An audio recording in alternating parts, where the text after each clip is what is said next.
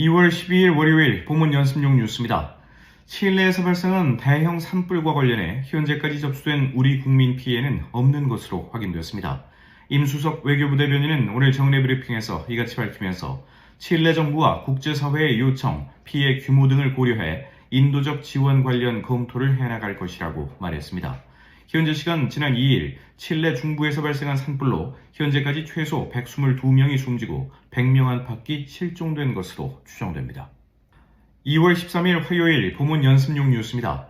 앞으로는 기존 합동참모본부가 실시하던 무기 소요 결정을 각 군에서도 하고 대규모 사업 전에 벌이는 사업 타당성 조사도 일부 생략할 수 있게 될 전망입니다. 국방부와 방위사업청은 이 같은 내용이 담긴 개정방위사업법을 오늘부터 시행한다고 밝혔습니다.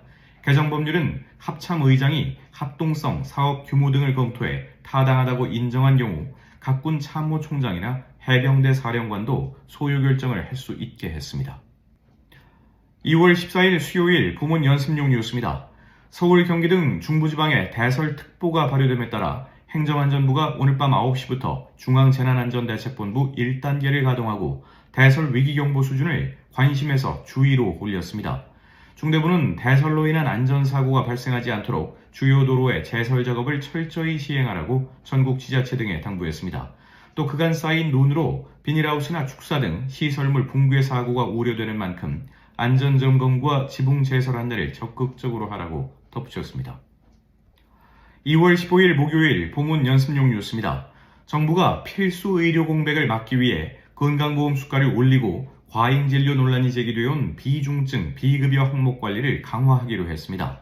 먼저 의료 행위별로 수가를 결정하던 방식에서 벗어나 저평가된 항목을 집중 인상할 수 있도록 하고 난이도나 위험도, 시급성 등이 반영된 공공정책 수가 방식이 도입됩니다. 반면 연 365회 초과 외래 진료를 이용하는 등 과다 진료자의 경우 본인 부담률을 90%로 올리는 방식으로 본인 부담을 높일 방침입니다. 2월 16일 금요일 보문 연습용 뉴스입니다. 미국 국제무역위원회는 한국, 캐나다, 중국, 독일산 양철의 가격 책정이 미국 산업에 각각 실질적 해를 끼치지 않았다며 반덤핑 조사를 종결한다고 발표했습니다. 국제무역위는 상무부가 공정가격 이하에 팔린다고 본 한국산 양철 제품 수입품의 영향이 무시해도 될 정도로 보고 한국과 관련한 반덤핑 관세 조사를 종결하기로 표결했다고 설명했습니다. 앞서 미국 업계가 한중을 비롯한 8개국 양철 제품에 대해 반덤핑 관세 부과를 청원하면서 작년 2월부터 미 당국의 조사가 시작됐습니다. 2월 17일 토요일 보문 연습용 뉴스입니다. 산업은행과 해양진흥공사는 HMM 매각을 위해 우선협상 대상자로 선정한 하림그룹의 펜오션 JKL 컨소시엄과 7주간 협상을 진행했지만 결국 결렬됐습니다. 하림은 주주간 계약의 유효기간을 5년으로 제한하고 컨소시엄에 함께 참여한 사모펀드 JKL 파트너스의 지분 매각 기한에 예외를 적용해달라고 요구했지만 매각 측은 이를 수용하지 않았습니다.